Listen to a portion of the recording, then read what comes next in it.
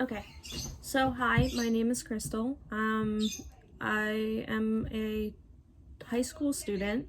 I'm going to be documenting my experiences from being a normal high school student to becoming a neurosurgeon.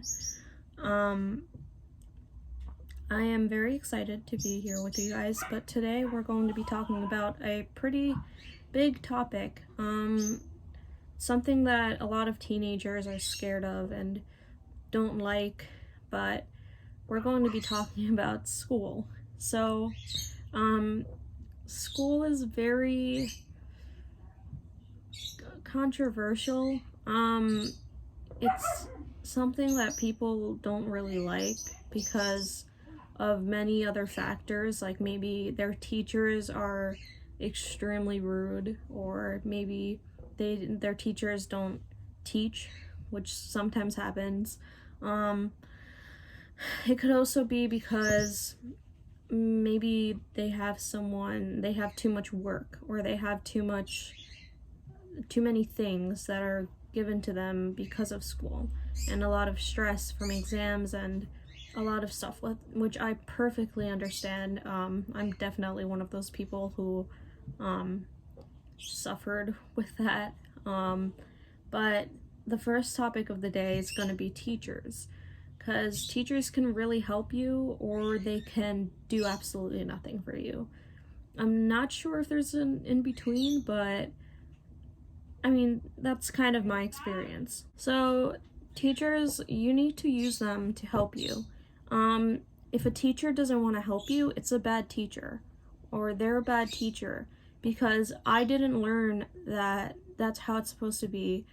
Well, I knew that teachers are supposed to help you, but I always knew that there were some teachers who just weren't too excited to help you, and I would think that that's just like normal. But no, I met a teacher that's amazing, and he literally helped me with everything. And I remember once I told him that um, I constantly had to message my teachers in order to like come after school, and he told me, I don't know who taught you that, but teachers should always be available to help their students. So that was a big game changer. So if your teacher isn't emotionally like supporting you or academically supporting you, then that's not a good teacher. Hopefully we aim for both, but that's it's possible that your teacher won't want to emotionally support you, or the I mean, they should always academically support you, but maybe they won't like support you emotionally. But so if you're struggling at home, the emotional support is very important, because you need to let your teachers know that something's happening at home, so that they expect that maybe your performance will um, falter or something. But I know it's difficult to put your trust in a teacher. It took me about a year in order to put any trust into my teacher that really, uh, I really love. He's amazing, but it took a long time for me to put my trust in my teacher, and it's perfectly fine if that's how it is with you. You don't have to go into detail. Like, you don't have to say exactly what's happening at home. You can just say, my family is having an issue, and it's really big, and it's problematic. You don't have to tell them what the issue is. You just have to let them know. And it's difficult to find a teacher that you really trust. But if you can't find a teacher that you really trust, I'd recommend going to the guidance office and talking to your guidance counselor. I know this is also pretty difficult because sometimes the guidance counselors aren't really helpful. I've seen tons and tons and tons of videos where the guidance counselors are being made fun of because they don't really take your matters seriously. But if you need to, you have to talk to the guidance counselor. Perhaps you have a room. I have a timeout room in my school, where you go there and you talk about your problems, and that's hard. It's definitely hard to do, but it is necessary, because you need to have your school support you instead of bring you down. So it's hard to step out of your comfort zone because you don't really like to do that. I don't like to do that. I'll be completely honest. Who does? but if you need help, you need to reach out. And I mean, I have talked about my problems to my teachers. I've let my guidance counselors know, and maybe I'm just extremely lucky that I have a guidance counselor who listens and helps. But after I let her know what was happening and all of the things that was happening with my mental health, she was able to pass it on to my teachers. She didn't go into detail, like she didn't tell them exactly what I told her, but they just told her, like they just told them that, well, she just told them that I was going through some stuff at home and that I was rushed to DASH, which is a mental health like place, like for emergency situations, and that I needed a break. And after that, I actually had a lot of help from my teachers. Like I was excused from an exam, which I had no idea I was, and I was actually very lucky because I was in AP World, so that exam was actually an essay, a thesis essay, so I'm really lucky that I didn't have to do it. I was really not in the position to do it. My English teacher was also very supporting. My science teacher was supporting. My math teacher, she was okay. She didn't really care, but they were all very supporting. Teachers need to know what's happening, and they can't, like, some students, like if you're a student who like people don't like because you caused trouble or something, like I understand you. Like I have anger issues as well, and well, I'm not assuming, okay, I can't assume that you guys have anger issues, but I have my own problems when I can be very disobedient and stuff, and it's usually because something's happening at home, and I understand you. You are valid. It is okay that you are acting that way, and it's just people don't understand you. And I firmly believe that we should excuse some students for their behaviors, because there's always something that's happening at home. Home isn't always perfect, but if you need emotional support from your teachers, you need to let them know.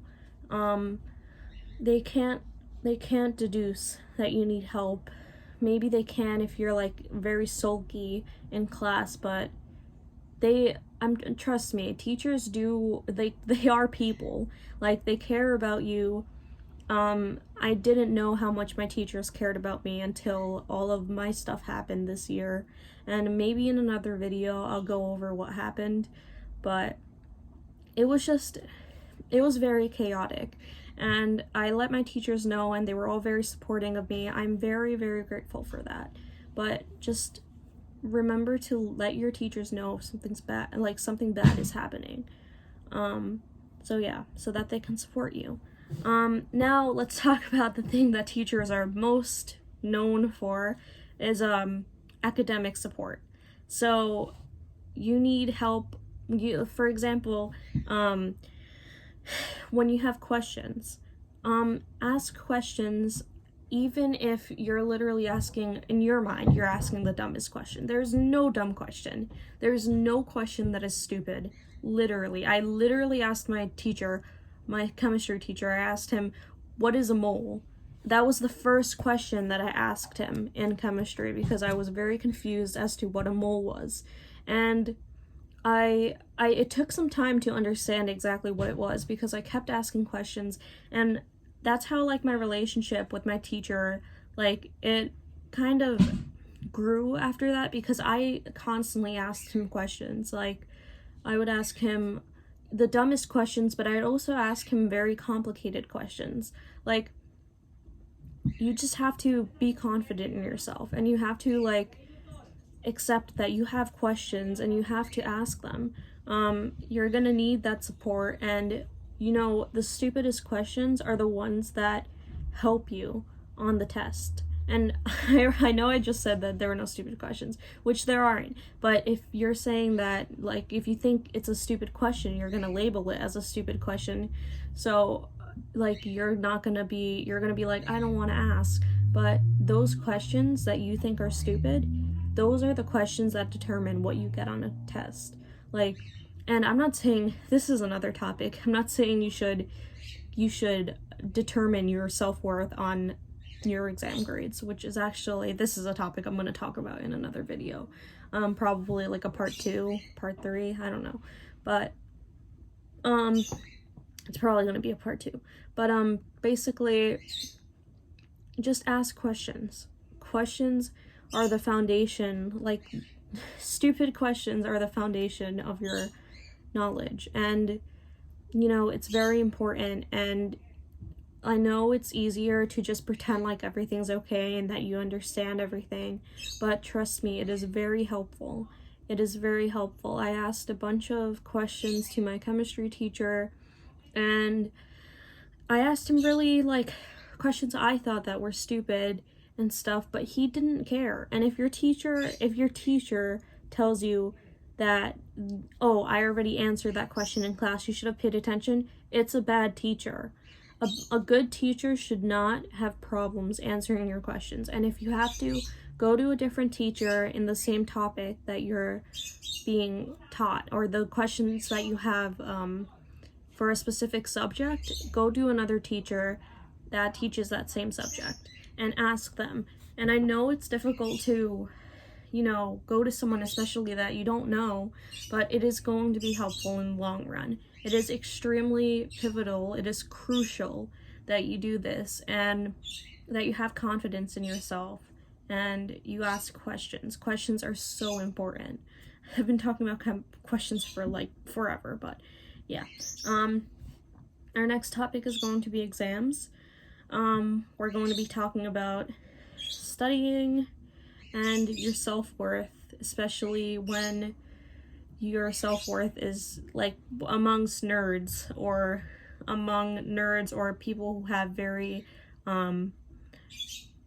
pressuring families, like families that have high standards for you, like anyone, like everything in between. We're going to talk about why exams do not equal your self-worth, why a number does not equal your self-worth. So yeah.